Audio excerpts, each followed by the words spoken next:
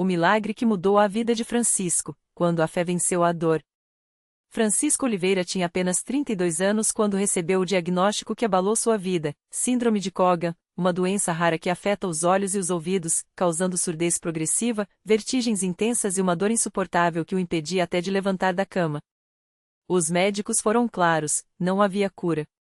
Os remédios apenas aliviavam os sintomas por algumas horas, e a cada crise, Francisco sentia que estava perdendo não só a audição, mas também a esperança.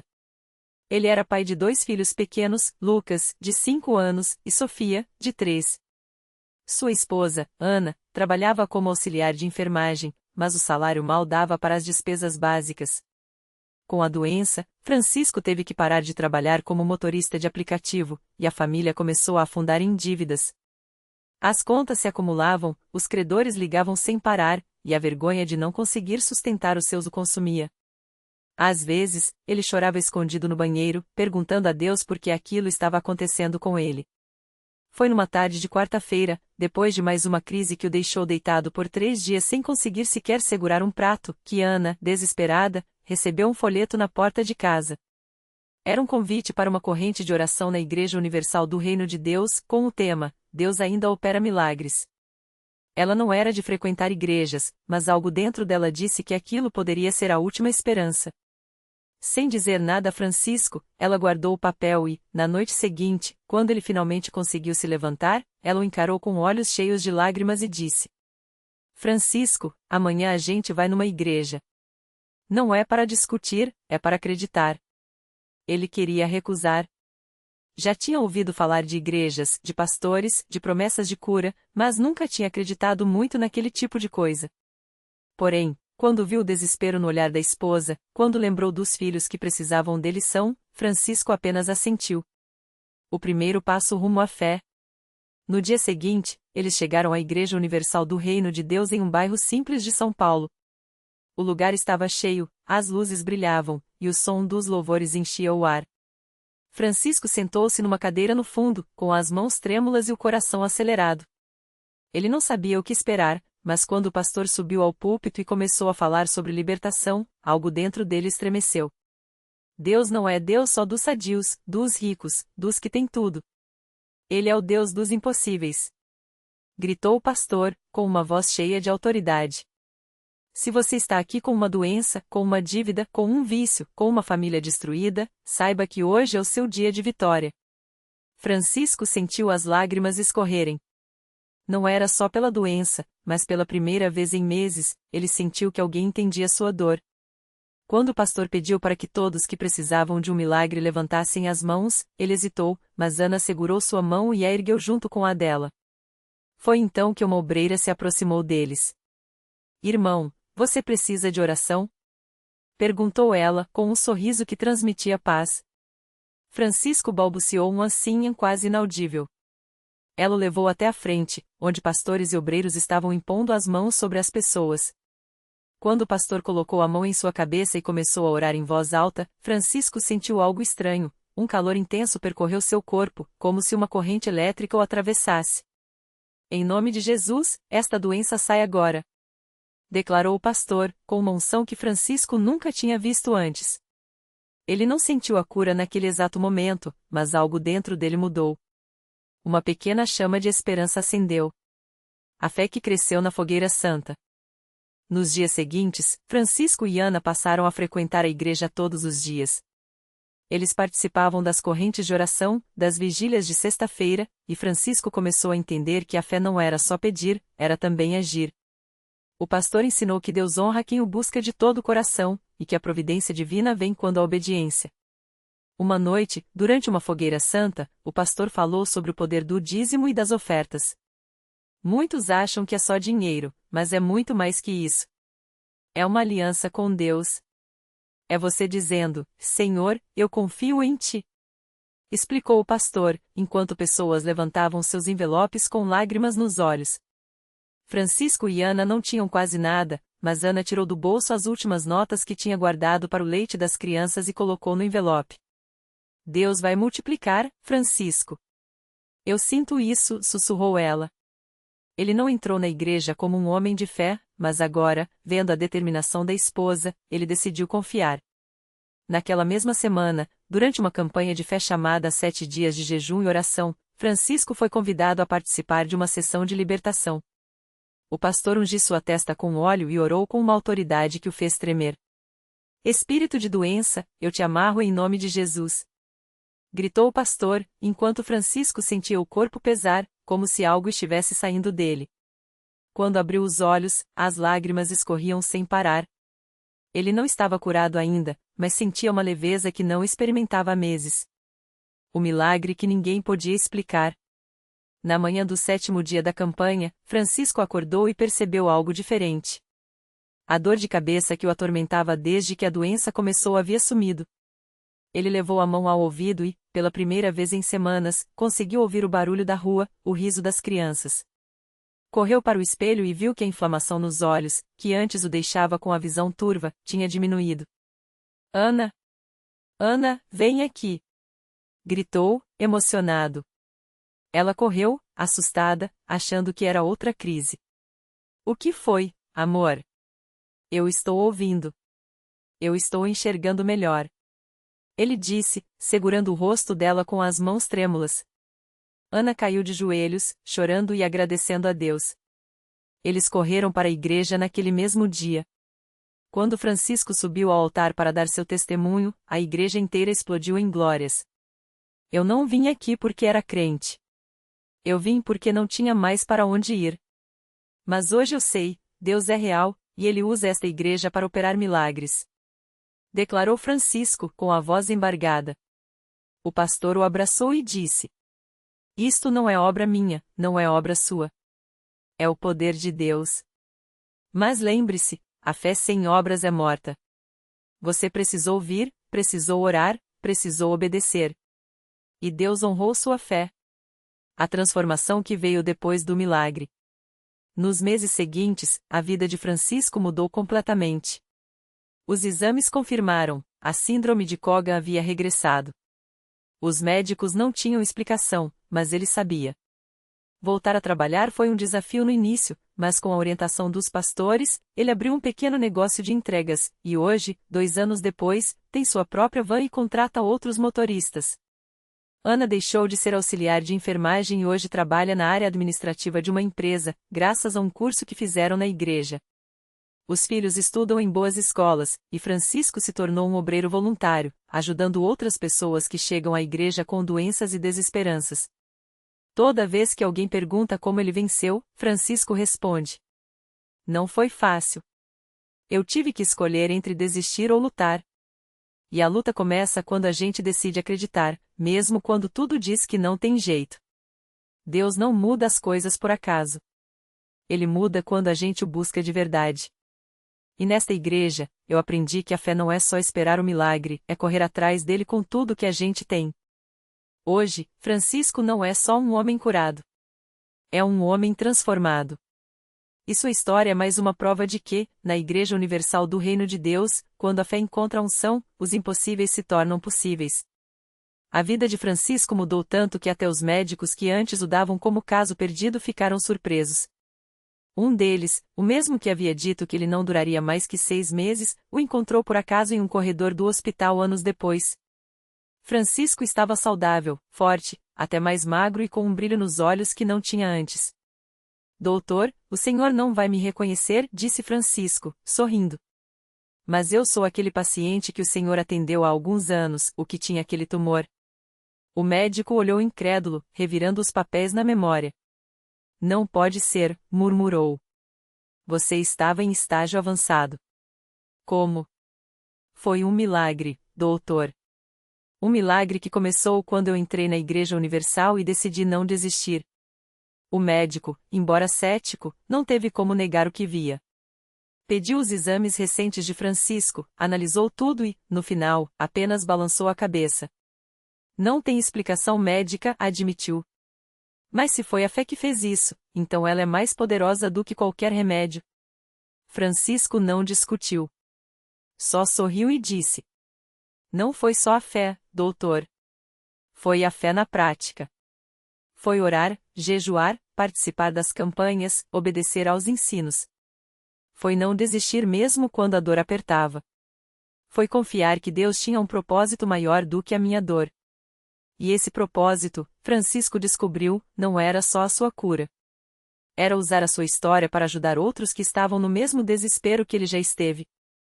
Uma noite, durante um culto de libertação, uma mulher chamada Marisa chegou à igreja arrastando os pés, com o rosto marcado pela quimioterapia.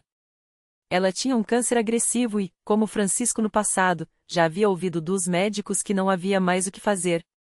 Quando viu Francisco no púlpito dando seu testemunho, algo dentro dela acendeu. Se Deus fez por ele, pode fazer por mim também, pensou. Após o culto, ela se aproximou de Francisco, chorando.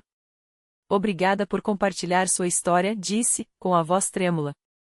Eu preciso de um milagre igual ao seu. Francisco olhou nos olhos dela com uma compreensão que só quem já esteve no fundo do poço pode ter. Você vai ter, irmã, respondeu, firme. Mas tem que fazer a sua parte. Não é só vir à igreja, é viver a igreja. É participar das correntes de oração, é tomar a Santa Ceia com fé, é jejuar quando for orientado.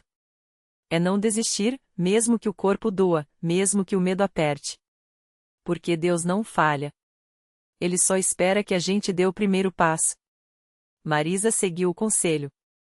Começou a frequentar as reuniões de terça-feira, participou das campanhas de fé, tomou a água consagrada com determinação. Não foi fácil. Houve noites em que as dores eram tão fortes que ela pensava em desistir. Mas então se lembrava das palavras de Francisco: a luta começa quando a gente decide acreditar. 3 meses depois, nos exames de rotina, os médicos não acreditaram no que viram. O tumor havia regressado de forma inexplicável. Os marcadores que antes estavam nas alturas agora estavam normais. O oncologista, sem entender, apenas disse: continua fazendo o que estiver fazendo. Porque, tecnicamente, isso não deveria ter acontecido. Marisa chorou de alegria. E a primeira pessoa que procurou foi Francisco. Você tinha razão, disse, abraçando-o, Deus não falha. Francisco sorriu, emocionado, mas logo a encaminhou de volta ao altar.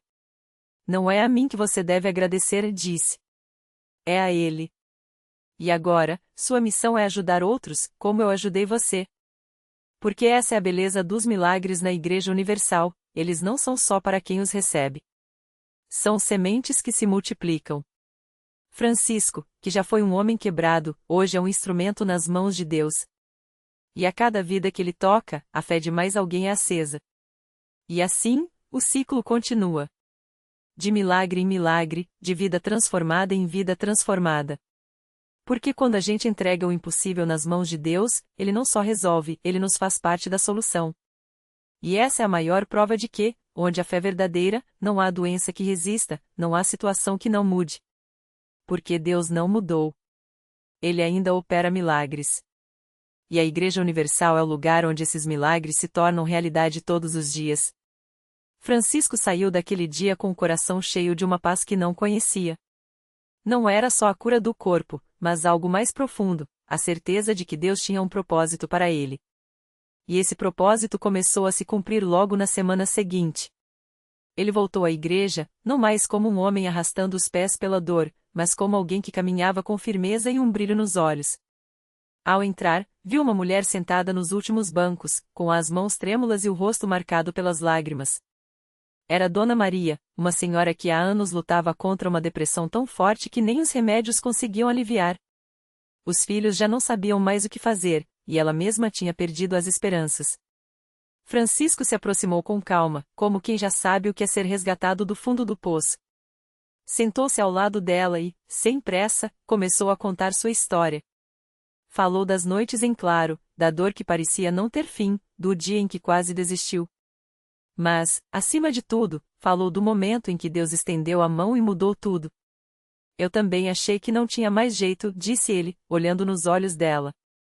Mas Deus não desistiu de mim. E Ele não vai desistir de você. Dona Maria ouvia entre soluços, mas algo na voz daquele homem a fez erguer a cabeça. Havia uma autoridade ali, não de quem julga, mas de quem entende. Quando Francisco terminou de falar, ela não resistiu. Você acha que Deus pode me curar também? Ele sorriu, daquele jeito simples de quem já viu o impossível virar realidade. Não é se ele pode. É quando. Porque aqui, nesses bancos, nos altares dessa igreja, Deus não faz acepção de pessoas. Se ele fez por mim, vai fazer por você. E foi assim que Dona Maria, pela primeira vez em anos, sentiu uma centelha de esperança. Naquela noite, ela subiu ao altar com lágrimas, mas também com uma fé renascida. E quando o pastor orou por ela, algo dentro dela se quebrou, não a alma, mas as correntes que a prendiam. Não foi instantâneo como um raio, mas como a aurora que clareia devagar, dia após dia, a escuridão foi se dissipando. Os pensamentos ruins perderam força. Os filhos notaram a diferença. E, em poucas semanas, ela voltou à igreja não mais chorando, mas para testificar. Eu não sei explicar, disse ela, segurando o microfone com mãos que já não tremiam. Só sei que Deus me tirou de um buraco que eu mesma não conseguia sair. E usou pessoas como o irmão Francisco para me mostrar que ainda havia luz. Enquanto ela falava, Francisco, lá nos fundos, sentia o peito arder de gratidão. Não era orgulho, mas a certeza de que Deus o tinha curado para que ele pudesse ser um farol.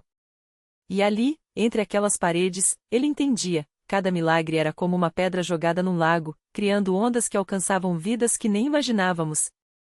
Os dias passaram, e o que começou com Francisco e Dona Maria virou uma corrente.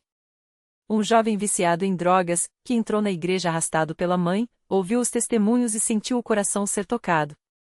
Um casal à beira do divórcio, depois de anos de brigas, encontrou na palavra pregada ali a força para recomeçar. Até um médico, cético, que tinha ido à igreja só para provar que era tudo ilusão, saiu de lá abalado, sem conseguir explicar como uma mulher com um tumor considerado incurável pelos exames saiu dali com o laudo médico dando a ausência de massa suspeita. Eu não tenho outra explicação, admitiu o médico, semanas depois, em um depoimento que correu pela igreja. Mas uma coisa eu sei, aqui, algo sobrenatural acontece. E é assim que a Igreja Universal segue, não como um lugar de teorias ou palavras bonitas, mas como um hospital das almas, onde Deus age de maneiras que a lógica não consegue explicar. Porque o milagre não é só a cura, o emprego conquistado ou a família restaurada. O verdadeiro milagre é ver pessoas comuns, como Francisco, que já foi um homem sem esperança, se tornarem instrumentos nas mãos de Deus. E a cada vida transformada, a fé se fortalece. A cada testemunho, mais alguém acredita. E a cada altar onde alguém se ajoelha em busca de socorro, o céu responde, provando mais uma vez, Deus não mudou. Ele ainda ouve. Ele ainda age. E ele ainda escolhe usar nada desse mundo para mostrar que, com ele, tudo é possível. Era uma tarde de quarta-feira, dia de jejum de Daniel na CCB, quando Francisco entrou pela porta dos fundos da igreja, como fazia meses. Desta vez, porém, não vinha só por si mesmo. Ao seu lado, arrastando os pés com um olhar vazio, estava seu irmão mais novo, Lucas, que há anos lutava contra o vício em drogas. A família já havia desistido, os amigos sumiram, e até Francisco, que tanto orara por ele, quase perdeu a esperança. Mas algo dentro dele não o deixava desistir.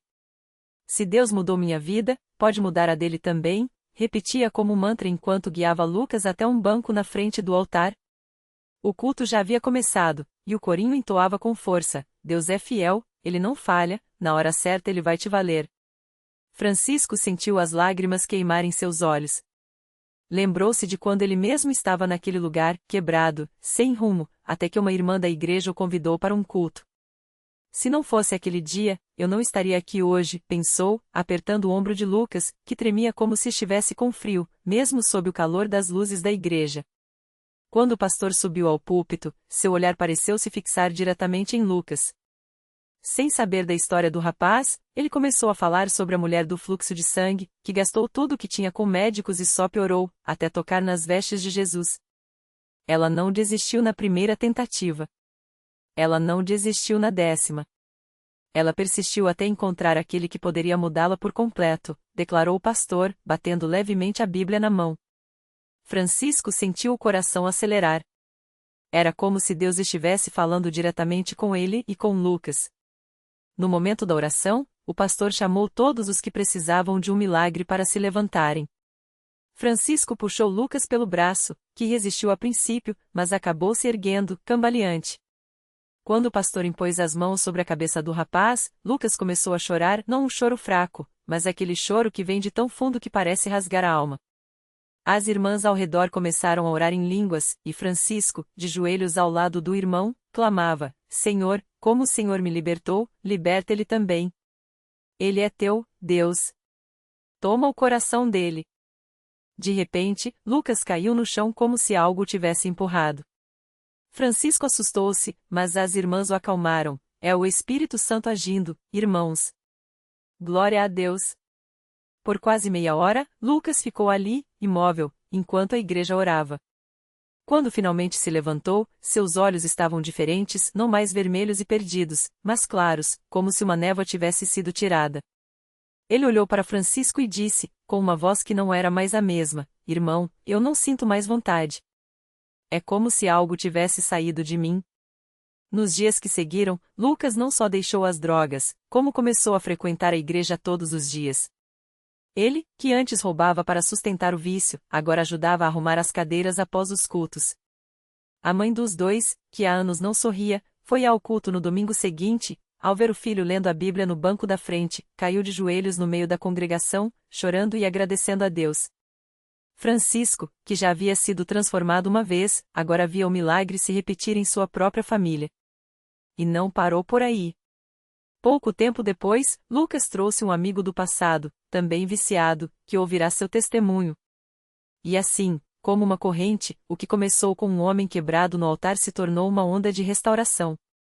Hoje, quando alguém pergunta a Francisco como tudo aconteceu, ele sorri e responde: Não fui eu. Foi Deus. Ele só precisou que eu dissesse o sim e não desistisse. Porque na CCB, a gente aprende uma coisa: Deus não olha para o que a gente foi, mas para o que a gente pode ser nas mãos dele. E quando ele começa a agir, nem o inferno pode segurar a bênção. E assim, mais uma história se junta às milhares que ecoam nos corredores da Igreja Universal, histórias de vidas que deveriam ter terminado em tragédia, mas que, pelo poder de Deus, viraram testemunhos de vitória. Porque onde o mundo vê um caso perdido, Deus vê um milagre esperando para acontecer. O milagre completo. Anos depois, Francisco voltou àquele mesmo altar, não mais como um homem quebrado, mas como um pastor. À sua frente, centenas de olhos brilhavam, alguns cheios de lágrimas, outros de esperança. Entre eles, estava Mateus, o jovem que, anos antes, ouvirá seu testemunho e entregará sua própria vida às drogas. Agora, limpo há 3 anos, ele segurava um diploma de teologia, símbolo de uma promessa cumprida.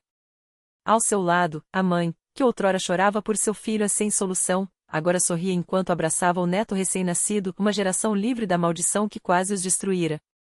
Francisco olhou para a multidão e lembrou-se da noite em que, tremendo, havia sussurrado: Senhor, se o Senhor quiser, pode me limpar.